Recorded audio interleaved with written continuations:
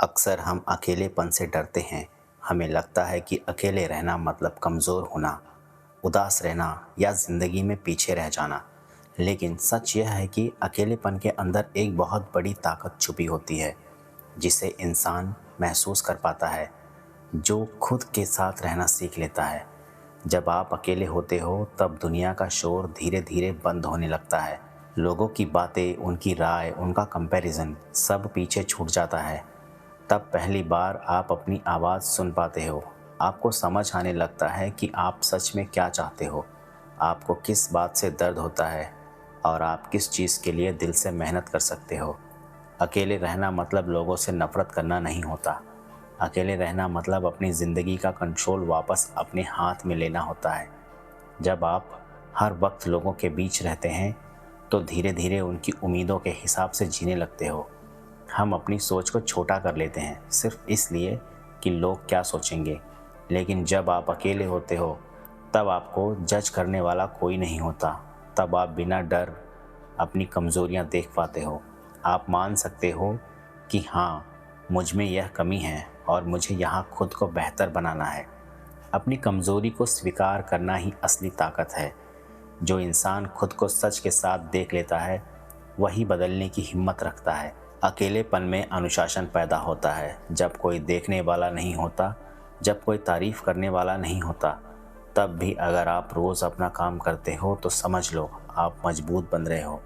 अकेले रहकर की गई मेहनत शोर नहीं करती, लेकिन उसका नतीजा ज़रूर बोलता है।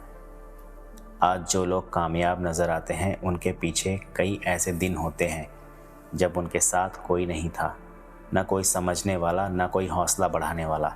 सिर्फ उनका अपना सपना था और उनकी खामोश मेहनत। अकेलेपन ने उन्हें तोड़ा नहीं, बल्कि उन्हें तराशा है। अकेले रहना आपको भावनात्मक स्वरूप से भी मजबूत बनाता है। आप हर छोटी-छोटी बात पर टूटना बंद कर देते हो, क्योंकि जब आप खुद का साथ देना सीख लेते हो, तब दुनिया साथ दे या ना दे, आप खुद को संभाल लेते हो। यह ताकत बाहर से नहीं आती, यह अंदर से बनती है। जब ज़िंदगी में लोग दूर होने लगते हैं, फ़ोन कम आने लगते हैं, हालचाल पूछने वाला कोई नहीं रहता, तब दिल में एक खालीपन पैदा होता है। यही वो मोड़ होता है जहाँ ज़्यादातर लोग टूट जाते हैं, लेकिन कुछ लोग यहीं से बनना शुरू होते हैं। फ़र्क सिर्फ इतना होता है कि वो अकेलेपन को दुश्मन नहीं, गुरु बना लेते हैं। अकेलापन आपको सिखाता है कि हर ज़रूरत बाहर पूरी नहीं होती। कुछ ज़रूरतें ऐसी होती हैं जिन्हें सिर्फ आप खुद पूरा कर सकते हो। जब कोई सहारा नहीं देता, तब आप अपने अंदर झांकते हो। तब आपको पता चलता है कि आप जितना सोचते हैं, उससे कई ज़्यादा मजबूत हो। अकेले रहकर इंसान सोचता है और सही सोच ही ज़िंदगी की दिशा बदलती है। भीड़ में रहकर हम अक्सर दूसरों की राय को अपनी सोच समझ बैठते हैं, लेकिन अकेलेपन में जो विचार पैदा होते हैं, वो आपके अपने होते हैं। वही विचार आगे चलकर आपकी पहचान बनाते हैं।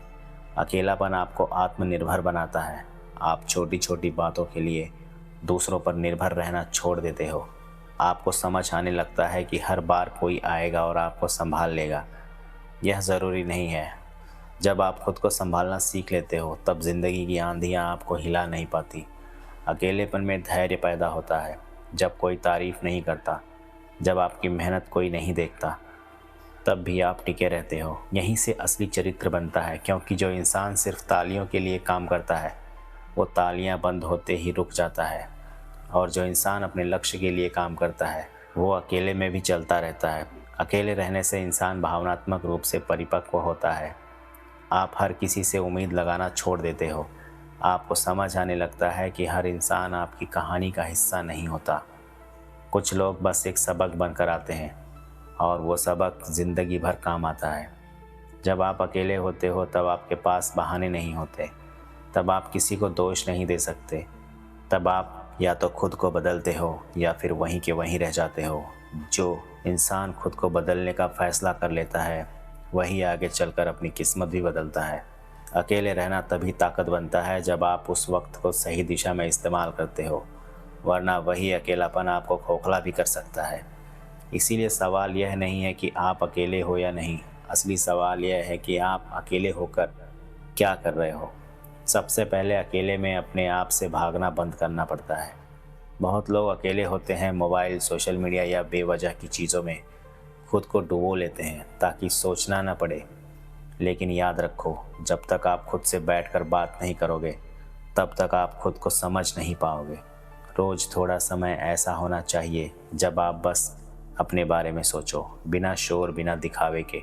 अकेले रहकर खुद को बनाने का मतलब है अपनी कमज़ोरियों पर ईमानदारी से काम करना। यही मान लेना कि मुझ में गुस्सा ज़्यादा है, मैं आलसी हूँ, या मैं डर की वजह से पीछे हट जाता हूँ। यह मान लेना आसान नहीं होता, लेकिन यही वो जगह है जहाँ असली बदलाव शुरू होता है। जब तक आप सच्चाई नहीं मानोगे तब तक सुधार सिर्फ सपना ही रहेगा। अकेलेपन में अपने लक्ष्य साफ दिखने लगते हैं। भीड़ में रहते हुए भी लक्ष्य धुंधले हो जाते हैं, क्योंकि हर कोई कुछ न कुछ बोल रहा होता है। लेकिन जब आप अकेले होते हो तब आपको समझ आता है कि यह ज़िंदगी मेरी है। तब आप छोटे छोटे कदम तय करते हो और रोज़ उन्हीं पर चलते हो। अकेले रहकर अनुशासन बनता है, कोई टोकने वाला नहीं, कोई देखने वाला नहीं। फिर भी समय पर उठना, समय पर काम करना और समय पर आराम करना, यही आदतें आगे चलकर आपकी पहचान बनती है। अकेले में जो आदत बनती है वही भीड़ में आपको अलग बनाती है। अकेले रहकर खुद से वादा करना सीखो, आज मैं यह काम ज़रूर करूँगा, चाहे मन करे या ना करे। जब आप अपने ही वादे निभाने लगते हो तब आत्मविश्वास अपने आप बढ़ता है। फिर आपको बाहर से मोटिवेशन ढूंढने की ज़रूरत नहीं पड़ती। अकेलेपन का सबसे बड़ा फ़ायदा यह है कि आप तुलना करना छोड़ देते हो। आप किसी और की ज़िंदगी से अपनी ज़िंदगी को नापना बंद कर देते हो।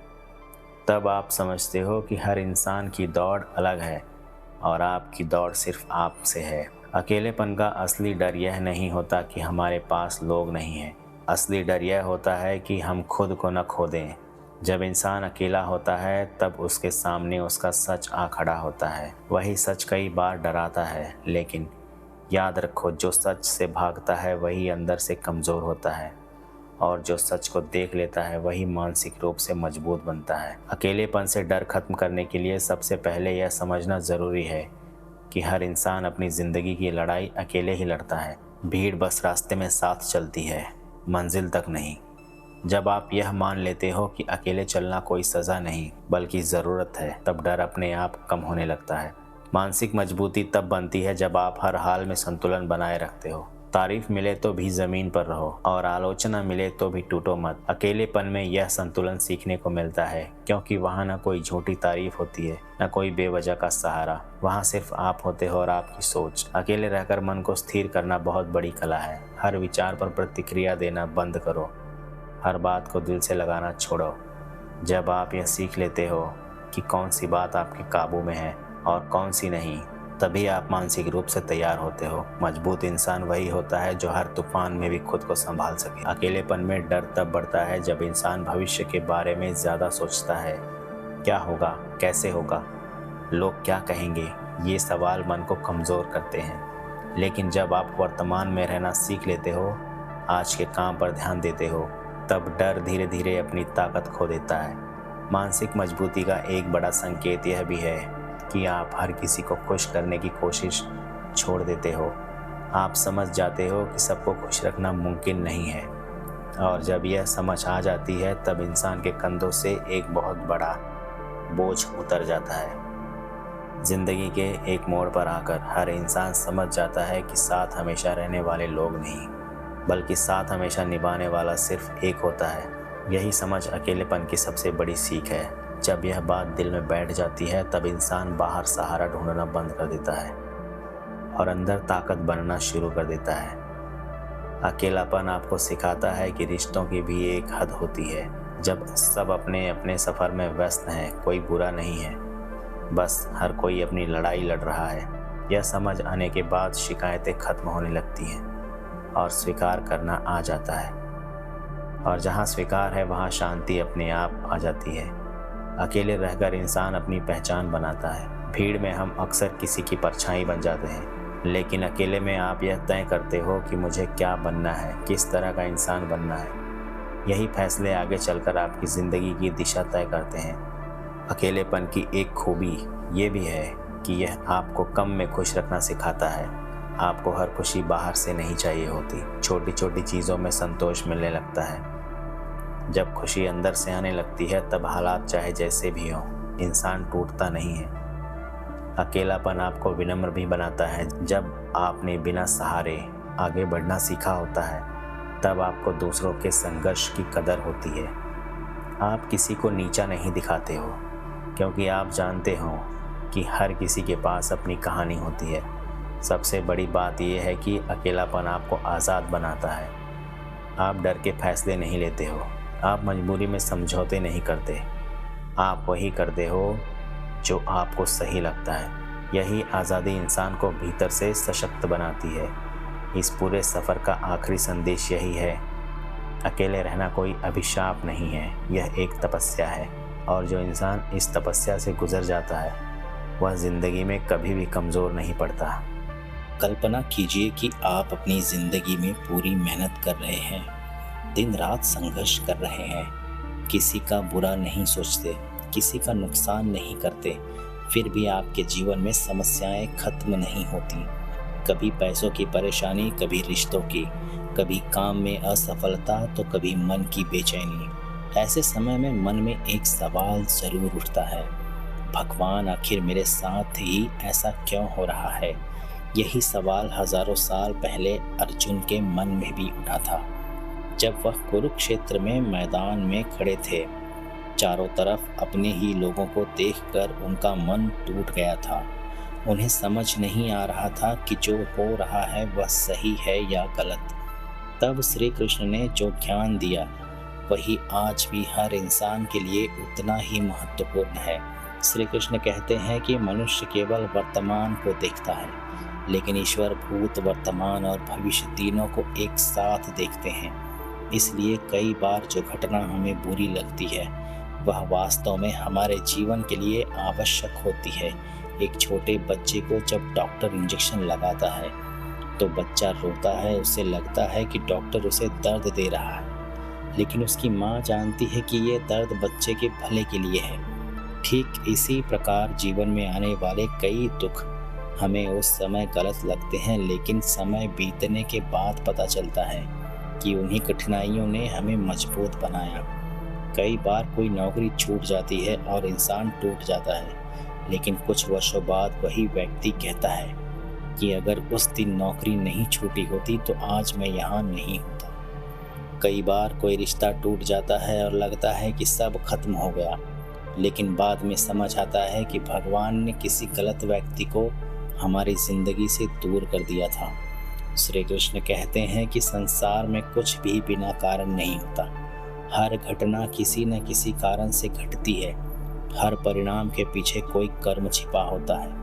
यही कर्म का सिद्धांत है। जब जीवन में सब कुछ अच्छा चल रहा होता है तब इंसान शायद ही कभी रुककर अपने बारे में सोचता है।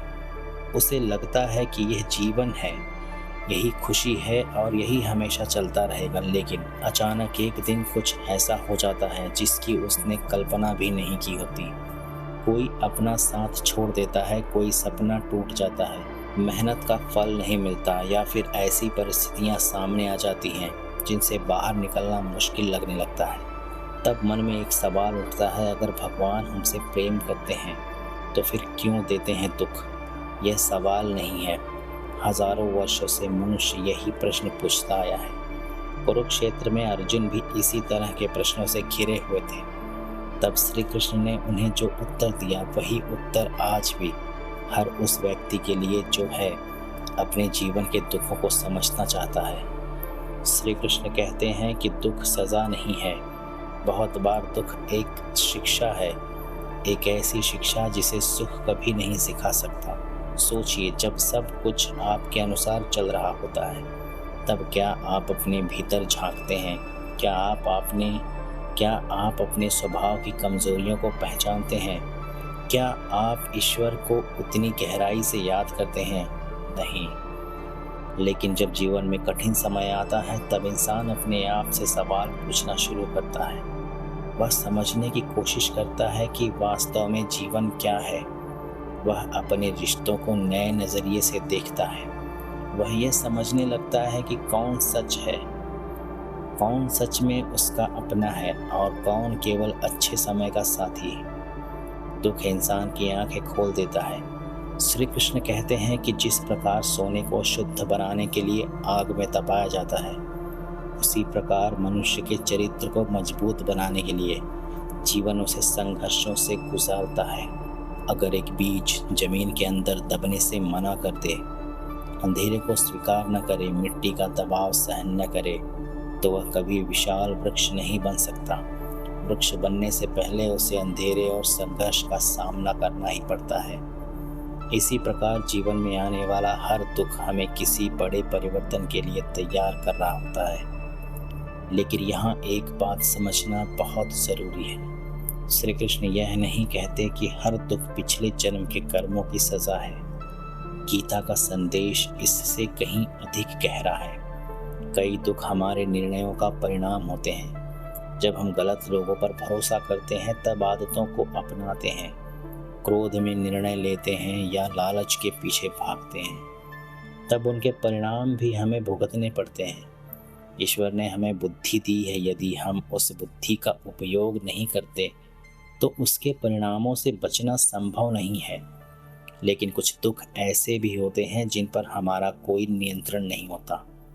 कभी अचानक बीमारी आ जाती है, कभी कोई दुर्घटना हो जाती है। ऐसे समय में श्री कृष्ण कहते हैं कि धैर्य रखो। हर प्रश्न का उत्तर तुरंत नहीं मिलता। मनुष्य एक पन्ना देख रहा होता है, जबकि ईश्वर पूरी पुस्तक देख रहे होते हैं। जो घटना आज आपको अन्याय लग रही है, उसका पूरा अर्थ शायद आपको वर्षों बाद समझ आए। इतिहास में ऐसे अनगिनत उदाहरण हैं जहां लोगों ने अपने जीवन के सबसे कठिन समय को बाद में अपनी सबसे बड़ी शक्ति बताया। क्यों? क्योंकि दुख ने उन्हें बदल दिया था, दुख ने उन्हें मजबूत बनाया था, दुख ने उन्हें विनम्र बनाया था, दुख ने उन्हें सच्चाई के करीब पहुंचाया था। श्री कृष्ण कहते हैं कि जीवन में दुख आने पर खुद को पीड़ित मत समझो। यह मत सोचो कि केवल तुम्हारे साथ ही ऐसा हो रहा है। इस संसार में जन्म लेने वाला हर व्यक्ति किसी न किसी संघर्ष से गुजर रहा है। राजा हो या साधारण व्यक्ति, अमीर हो या गरीब, हर किसी के जीवन में चुनौतियां आती हैं। अंतर केवल इतना है कि कोई उनसे टूट जाता है और कोई उनसे सीख कर आगे बढ़ जाता है। यही कारण है कि गीता बार बार मन की स्थिरता पर जोर देती है। जब सुख आए तो अहंकार मत करो, जब दुख आए तो निराश मत बनो। दोनों ही स्थायी नहीं है। जैसे दिन के बाद रात आती है और रात के बाद फिर सुबह होती है, वैसे ही दुख और सुख भी जीवन के चक्र का हिस्सा है। जो व्यक्ति इस सत्य को स्वीकार कर लेता है, उसका मन धीरे धीरे शांत होने लगता है। वह परिस्थितियों का गुलाम नहीं रहता। वह हर घटना में कोई न कोई सीख खोजने लगता है। और यही वो क्षण होता है जब दुख उसका दुश्मन नहीं बल्कि उसका शिक्षक बन जाता है। श्री कृष्ण का संदेश है कि जब भी जीवन में कठिन समय आए, अपने आप से यह मत पूछो कि मेरे साथ ही क्यों। इसके बजाय ये पूछो कि यह परिस्थिति मुझे क्या सिखाने आई है। यह एक प्रश्न आपकी सोच बदल सकता है, क्योंकि जैसे ही आप सीख खोजने लगते हैं, दुख का अर्थ बदल जाता है। और जब दुख का अर्थ बदल जाता है, तब वही परिस्थिति आपको पहले से अधिक मजबूत, समझदार और जागरूक इंसान बनाकर छोड़ती है। याद रखिए, भगवान हर तूफान को रोकते नहीं हैं। कई बार वे हमें इतना मजबूत बना देते हैं कि हम उस तूफान से गुजर सकें। और शायद यही दुख का सबसे बड़ा उद्देश्य है। दुख आपको तोड़ने नहीं आता, दुख आपको वह इंसान बनाने आता है जो आप बनने की क्षमता रखते हैं। श्री कृष्ण का दूसरा संदेश यही है, दुख को केवल दर्द में मत समझो। कभी कभी वही दुख तुम्हारे जीवन की सबसे बड़ी शिक्षा और सबसे बड़ा आशीर्वाद बनकर आता है।